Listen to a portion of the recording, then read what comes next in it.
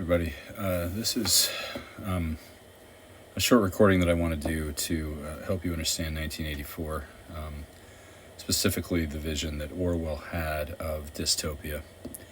I'm not going to go into exhaustive detail here because I want to keep this relatively brief. I already talked in class about Orwell himself and some of his background.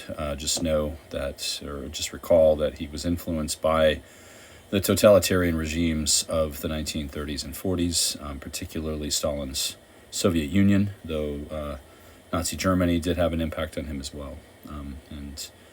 And so, the 1984 could be said, and I think would accurately be described as not just a response to the rise and growth of these regimes, but also as a kind of thought experiment of, what if we were to allow these regimes to become normalized and even to push themselves to what might be called their logical conclusions.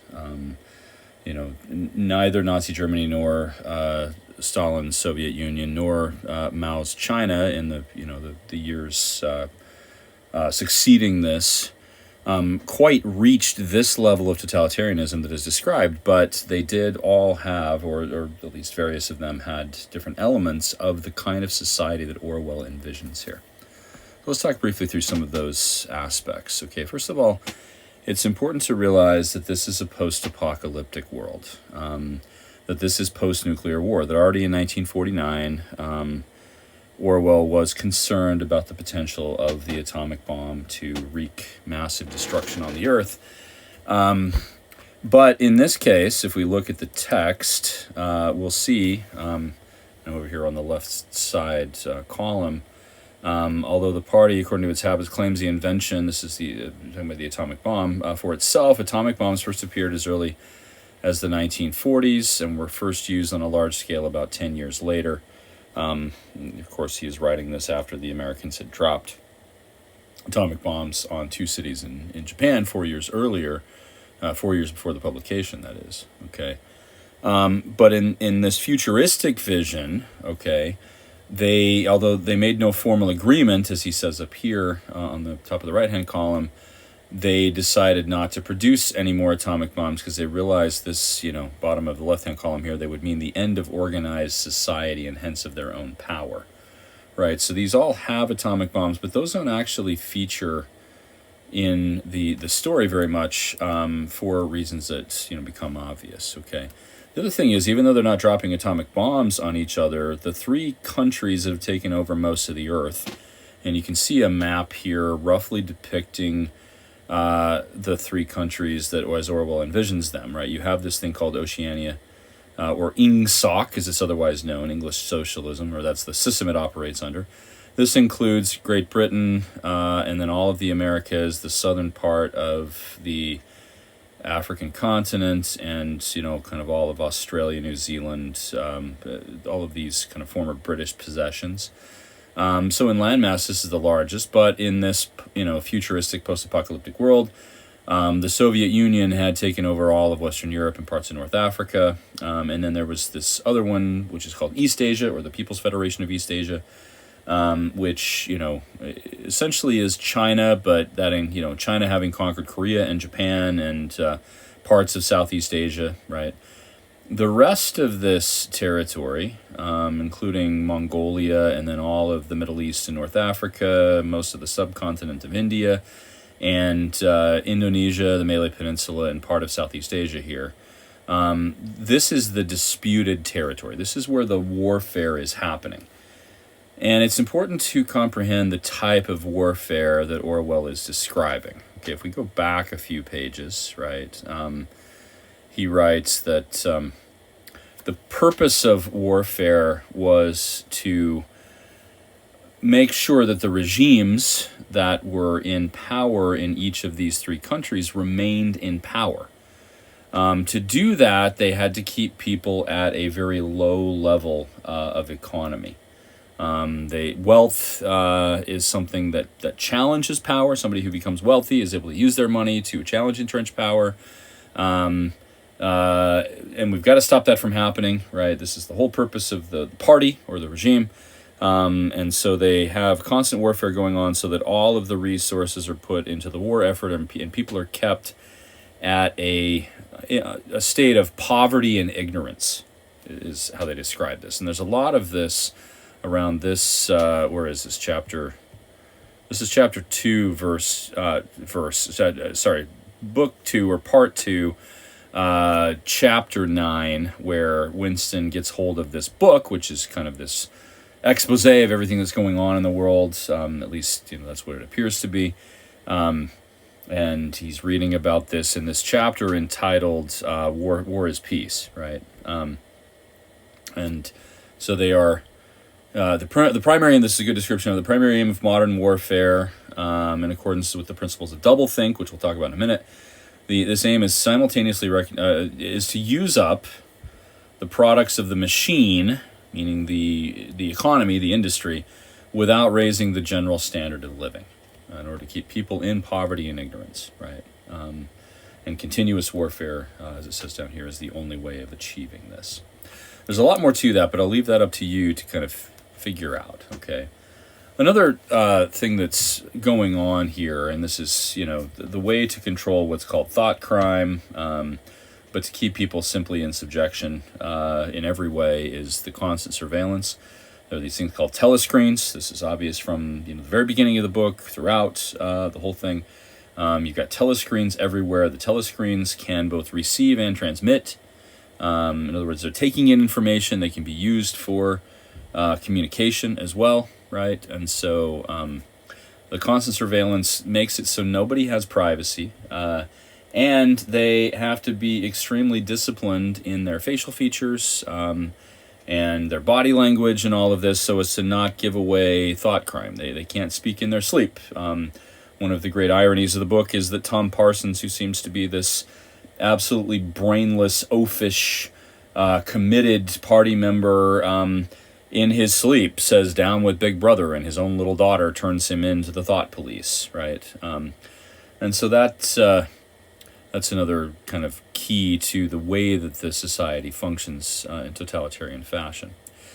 Orwell takes the readers through these essential practices, and by practices I mean these are ways of thinking, ways of conceiving the world that every person in the society, at least every party member, the proles don't matter. That's one of the things that is sort of driven home in the book, even though Winston thinks that the proles, meaning the kind of 85% of the population who live in abject poverty and do most of the manual labor, we learn that this is all an illusion, that the proles are kept in absolute subjection, that they're completely ignorant, and that anyone who shows any promise is eliminated, meaning they are arrested and executed immediately and wiped from the record, so that they cease to exist and cease to be any kind of threat. Okay, these practices are important. I'm not going to take you through every detail of these, because this is stuff you need to know and kind of figure out, right? Newspeak is the official language of Oceania. And there's a lot of discussion about Newspeak, what the purpose of it is, right? It's a simplified and decidedly unaesthetic version of English. Okay, English is the lingua franca. That means it's the language everybody speaks. But Newspeak is the official language. One part that I think is especially important in this regard is this conversation early in the book. Let's see, this is page 33. With this guy named Syme, okay? And Syme later disappears because it's obvious he's just too smart and too outspoken. Even though he seems to be committed to all of this, he knows too much, and he's not afraid to kind of give his opinions on things, right? The thing about Newspeak is that it limits vocabulary, because they are destroying words. As you know, in the action of the book, they are on the 9th edition of the Newspeak dictionary. Syme is working on the 11th edition, and he goes on to say, it's a beautiful thing, the destruction of words. Of course, the greatest wastage is in the verbs and adjectives, but there are hundreds of nouns that can be got rid of as well. And then he takes Winston through this. He's like, you don't need more than one word for anything. In fact, the point of the language is to cut down people's ability to express themselves, right? And so the only word they need to describe good is the word good. They don't need excellent or splendid, right? They can simply put intensifiers on it, like plus good or double plus good. And they don't even need a word bad. They can just use ungood, which is the exact opposite. There are no shades of meaning, right? And then Syme, and this is maybe what gets him arrested and vaporized, is that he kind of lays bare the whole point of Newspeak, right? The whole aim of Newspeak, he says, is to narrow the range of thought. He's asking that as a question.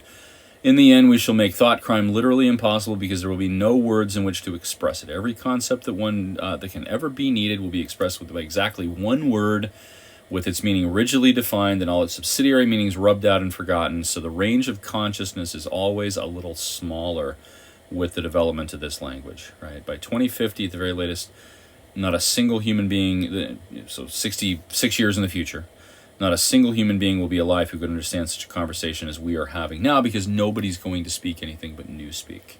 Okay, so that's an important consideration, right? If you're trying to eliminate any thought crime, you create a language where people don't have the range of expression that allows them to commit thought crime. Now, these other three are habits of mind, as they call them, I think, in the book. Okay. Let me define them each briefly. Crime stop is a reflexive, almost instinctual reaction to any heretical thought. Anything that is not acceptable to the party, if that thought appears, it's immediately quashed, and there's never any consideration of it further than that thought. And hopefully you can get to the point where you never even have a misguided thought, or, as Winston says later in the book, false memories, right? Things that go against what the party says or what Big Brother says. Black-white is, I mean, as the name indicates, right? The ability to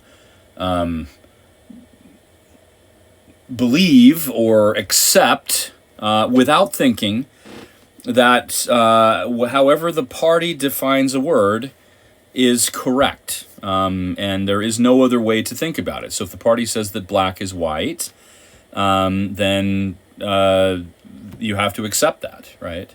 If the party says up is down, then you have to accept that. If the party says there is no such thing as gravity, you have to accept that, okay?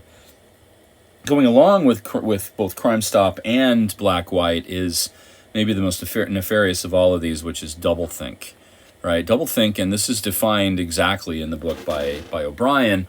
Doublethink is the ability to hold in your mind two contrary pieces of information and not be worried about the contradiction. In fact, only accept the piece of evidence that coheres with, or that is acceptable to the party definition of whatever the matter is. Or if the party has said that in some cases this is the definition, in other cases this is the definition. So for instance, at one point O'Brien says to Winston during his re-education part, this is toward the end of the book, we could both say that the Earth is the center of the universe and that the Earth revolves around the sun and is part of a vast universe. And that those would not be contrary. That both can exist at the same time. And of course, Winston's like, how could those possibly exist? We got scientific evidence. He says, no, there's no such thing as science. You got to get rid of these 19th century notions of science as something that has an intrinsic value, or that is real or true, independent of everybody's perspective. The only perspective is the one that exists in the mind. That is reality, the way we perceive things.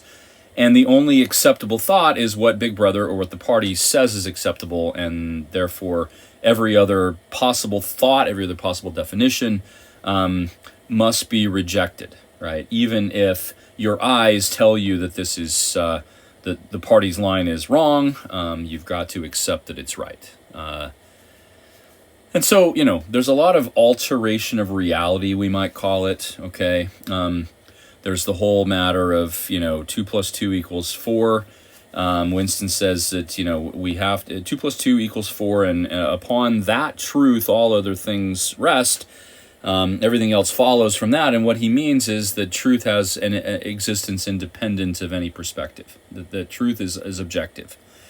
O'Brien teaches him in the re-education part that it's not, and Winston then has to work on that.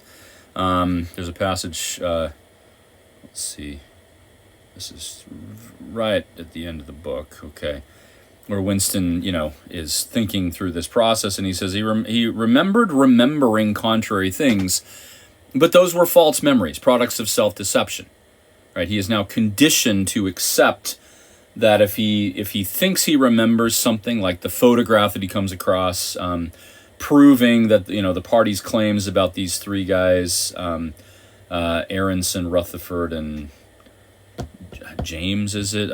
Anyway, I think that's right. That they were not where they were when the party said they were. They couldn't possibly have committed the crimes that were attributed to them or that they confessed to. At one point, O'Brien shows him a picture and says, you may have a false memory of seeing a picture. This, the picture might have looked like this, and he holds up the actual picture. But then O'Brien takes it over and puts it in the memory hole, which is the incinerator. And Winston says, "But I just saw that picture." And O'Brien says, I have no memory of seeing that, even though he just held it up for him, right? So these are false memories, okay? Products of self-deception. This is the alteration of reality that every person, or at least every party member, has to go through to do this. I find this part especially telling, okay? So this is kind of Winston's internal dialogue or monologue. He says, the arithmetical problems raised, for instance, by such a statement as 2 and 2 make 5, were beyond his intellectual grasp. He accepts that it's true, right? But he, simply accepts it without kind of understanding why he accepts it. He has so conditioned his mind at this point that he just accepts it. It needed also a sort of athleticism of mind, an ability at one moment to make the most delicate use of logic, and at the next to be unconscious of the crudest logical error. Stupidity was as necessary as intelligence, and as difficult to attain. Right? This is the conditioning that's necessary for the alteration of reality.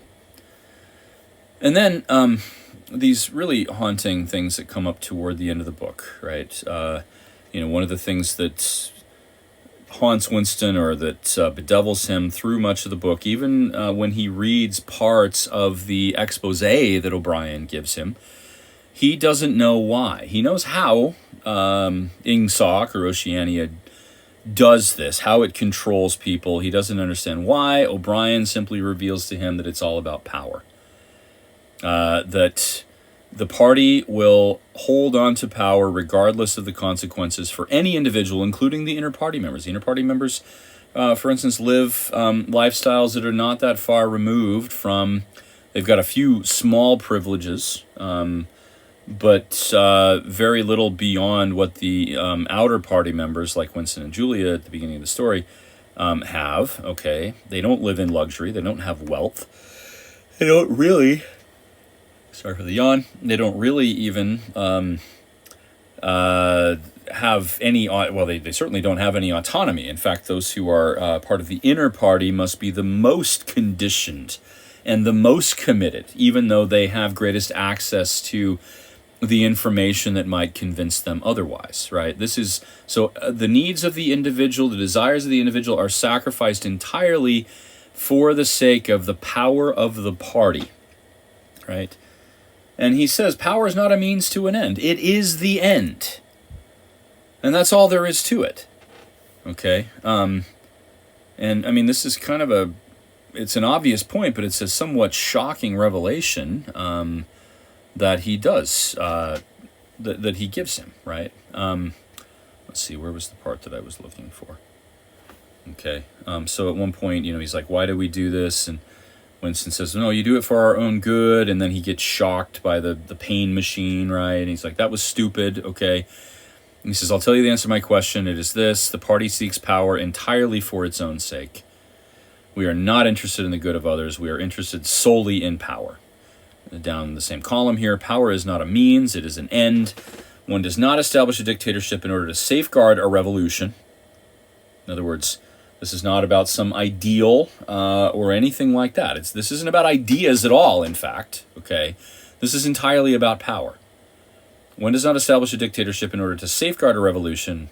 One makes the revolution in order to establish the dictatorship. So the dictatorship, the power, is the point, right?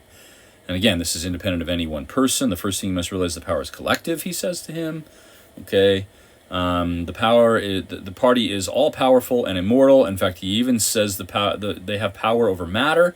Winston says, "How can you control matter? What about gravity? What about disease and pain and death?" And O'Brien says, "No, we can eliminate any of those. I could float off the floor like a soap bubble if I wish, but I don't wish because the party does not wish it." Right? There is no such thing as science. Science is whatever we tell you it is. Right? And then he says, "But there are fossils." He's like, "Nonsense. That was all made up by a 19th century biologist. The Earth has only been around for as long as human beings have been around, which is as long as the party has been around. The party is eternal. It's always been here." Well, I mean, Winston has to condition his mind to accept this and understand it. And this is not just an intellectual conversion, okay? And so this whole third part of the book is about Winston's conversion, right? And this starts with pain, which prepares him, and the pain goes on for some time. At one point, O'Brien shows him his physical body, and he sees that he is ruined, completely wrecked. O'Brien says, "You got, what, 10 or 11 teeth left?" And then he says, "Open your mouth," and he, like, yanks a tooth out of his face. He's like, "Look how weak you are, look how pathetic you are, how broken down you are." He insults him and shames him in every possible way. That's only the start, though. Then he works on his intellect, and at that point, Winston comes to accept that 2 and 2 are 5. He even sees 5 fingers, or kind of sees it. But then the last conversion, and the most fundamental, is the conversion of the emotions, right? And this is where the story about Winston and Julia is so important, because they fall in love with each other. And they share this love. It's both an emotional commitment and a sexual relationship and all of that. All of these things are crimes. The deeds, the thoughts, both, okay, but the thoughts more importantly. Once the intellect is converted, the emotions have to be converted, and Winston identifies that the thing that's remaining is that he still loves Julia. And in that way, he can still rebel, and he kind of says this to himself internally. They will not take my heart. They cannot take my heart. That's always going to persist. No matter how much pain they inflict on me, they're not going to change my heart. They can change my mind. I can believe all of these things and truly believe them. They're not going to change my heart, and that's where he's sent to room 101, where he faces what is for him the worst thing in the world. That's what everybody faces in that, is their worst fear, right? For Winston, it's rats. And at that point, in his absolute, utter, visceral, animal desperation, he betrays Julia emotionally, and his heart is shattered. And he has no love, no place anymore for any love except the love of Big Brother, right? Which he doesn't feel, actually, until the closing scene of the book, right? When he hears of the victory in Africa on the telescreen, okay? This is the moment, it says, right?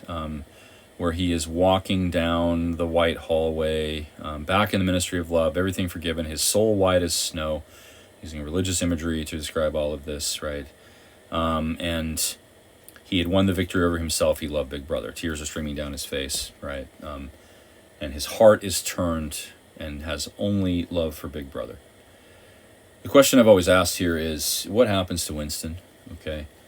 As I see it, there are really only 2 options. He gets killed here, right? That's one possibility. Or O'Brien at one point says, Winston, I find your mind intriguing or fascinating, something like that. You remind me so much of myself, except you are insane.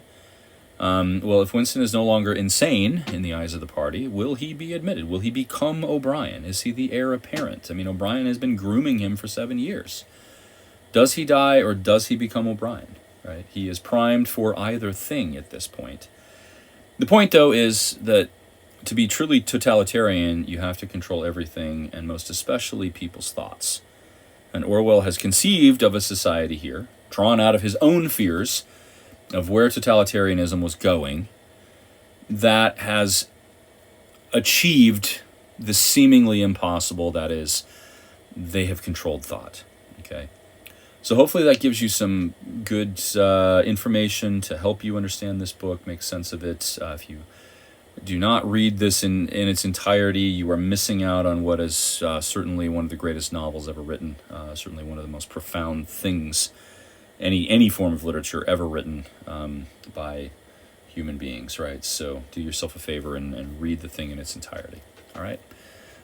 Okay, well, hopefully that's good enough for this class, and we will move on